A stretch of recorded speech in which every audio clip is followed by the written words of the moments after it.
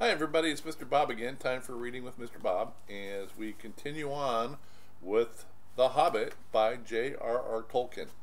Now, I've got reading several books right now, so I'm only going to be able to do one chapter per book, probably every other day or so. Some days I'll be able to do more than that. But anyway, just want you to have patience if you want to read faster than I'm reading for you. Anyway, I hope you're having fun. I hope you continue to do your work. This is going to be different because you're going to have to maintain self-discipline on maintaining your work for your classes. You're not going to have your teacher there to be able to push you and keep you on task. So it's one of those things. Sometimes these situations can actually produce good moments for us, because they help to produce a particular kind of discipline that we might not ordinarily have. Well, anyway, we are in Riddles in the Dark, in the middle of Riddles in the Dark, in The Hobbit by J.R.R. Tolkien, Chapter 5, and we continue on with Bilbo and Gollum starting their riddles together. Very well, said Bilbo, who was anxious to agree until he found out more about the creature. Whether he is quite alone, whether he was fierce or hungry, and whether he was a friend of the goblins. You ask first, he said, because he had not time to think of a riddle. So Gollum hissed. What has roots as nobody sees, is taller than trees, up it goes, and yet never grows. Easy, said Bilbo. Mountain, I suppose. Does it guess easy? It must have a competition with us, my precious. If precious asks and it doesn't answer, we eats it, my precious. If it asks us and we doesn't answer, then we does what it wants, eh? We shows it the way out, yes? All right, said Bilbo, not daring to disagree, and nearly bursting his brain to think of riddles that could save him from being eaten. 30 white horses on a red hill. First they champ, then they stamp, then they stand still. That was all he could think of to ask. The idea of eating was rather on his mind. It was rather an old one, too, and Gollum knew the answer as well as you do. Chestnuts, chestnuts, he hissed. Teeth, teeth, my precious, but we only have 6. Then he asked a second. Voiceless it cries, wingless it flutters, toothless bites, mouthless mutters. Half a moment, said Bilbo, who was still thinking uncomfortably about eating.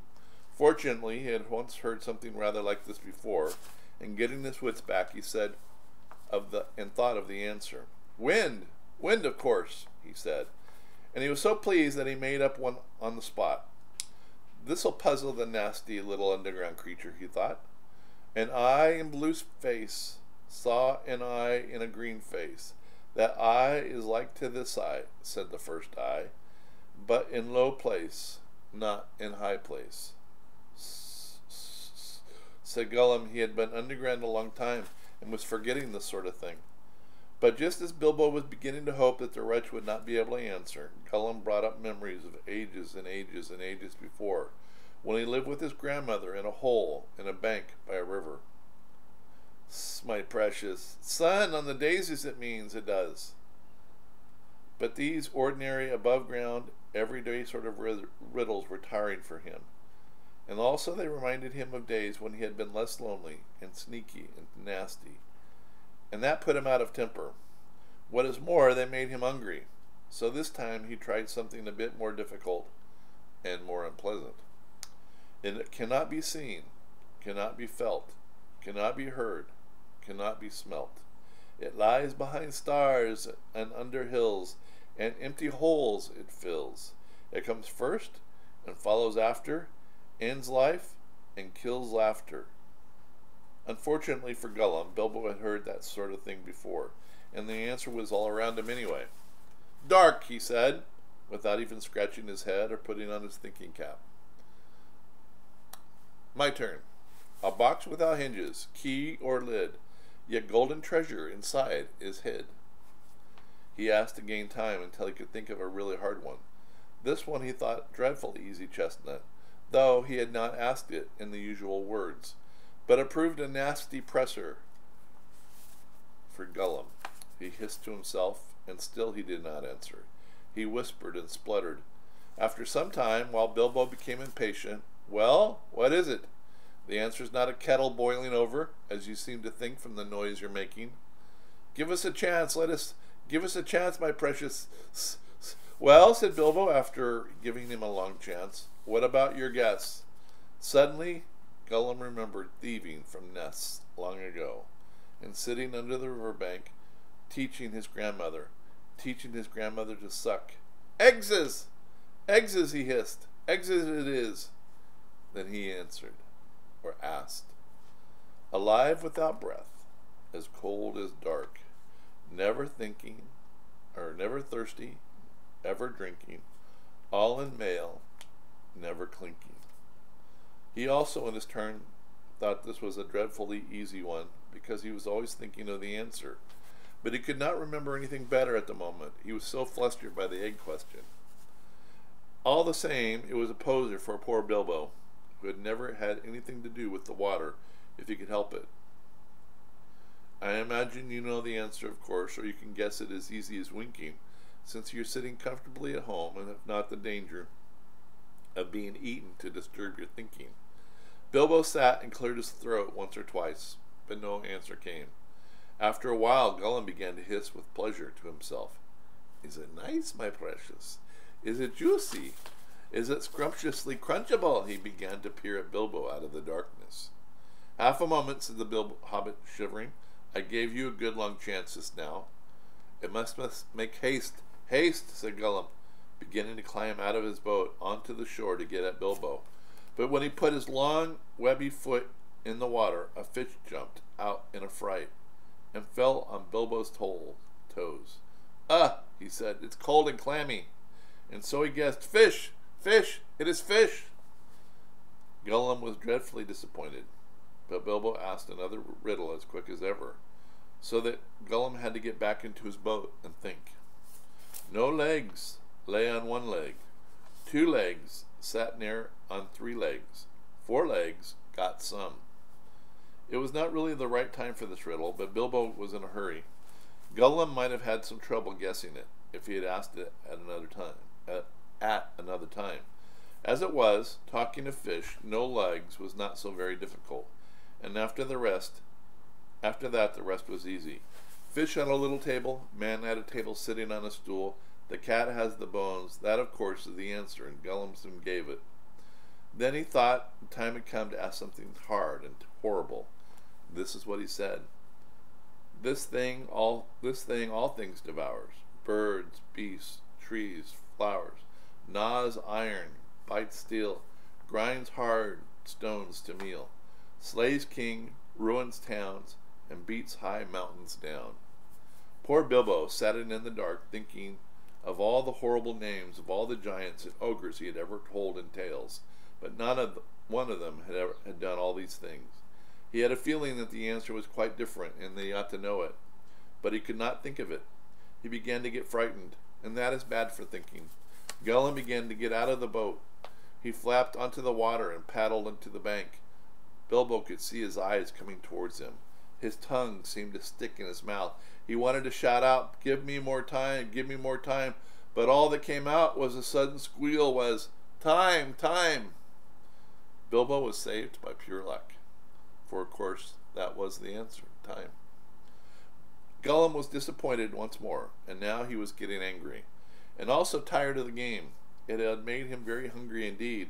This time he did not go back to the boat. He sat down in the dark by Bilbo. That made the Hobbit most dreadfully uncomfortable and scattered his wits. I've got to ask us a question. It's got to ask us a question, my precious. Yes, yes. Just one more question to guess. Yes, yes, said Gollum. But Bilbo simply could not think of any question with that nasty, wet, cold thing sitting next to him, and pawing and poking him. He scratched himself, pinched himself. Still, he could not think of anything. Ask us, said Gollum. Bilbo punched himself and slapped himself. He gripped on his little sword, but even felt in his pocket with his other hand. There he found the ring he had picked up in the passage and forgotten about. What have I got in my pocket? He said aloud. He was talking to himself, but Gollum thought it was a riddle, and he was frightfully upset. Not fair, he hissed. It isn't fair, my precious, is it? to ask it what it's got in its nasty little pockets.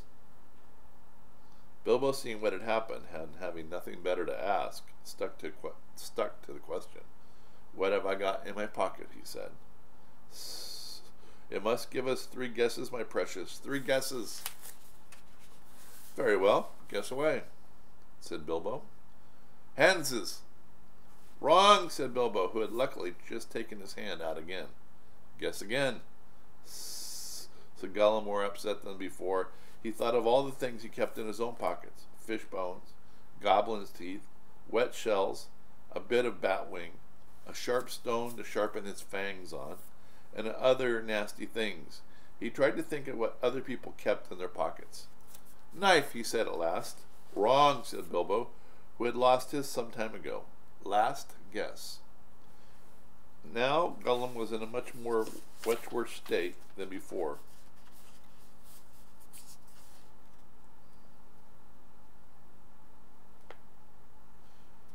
When Bilbo had asked him the egg question, he hissed and spluttered and rocked himself backwards and forwards, and slapped his feet on the floor, and wriggled and squirmed, but he still did not dare to waste his last guess. "Come on," said Bilbo. "I'm waiting." He tried to sound bold and cheerful, but he did not feel at all sure how the game was going to end, whether Gollum guessed right or not. "Time's up," he said. "String or nothing," said Gollum, which was not quite fair, working in 2 guesses at once. "Both wrong," cried Bilbo, very much relieved, and he jumped at once to his feet, put his back to the nearest wall, and held out his little sword. He knew, of course, that the riddle game was sacred and of immense antiquity, and even wicked creatures were afraid to cheat when they played at it. But he felt he could not trust this slimy thing to keep any promise at a pinch. Any excuse would do for him to slide out of it. And after all, that last question had not been a genuine riddle according to the ancient laws. But at any rate, Gollum did not attack him at once. He could see the sword in Bilbo's hand.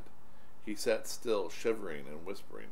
At last, Bilbo could wait no longer. "Well, what about your promise? I want to go. You must show me the way."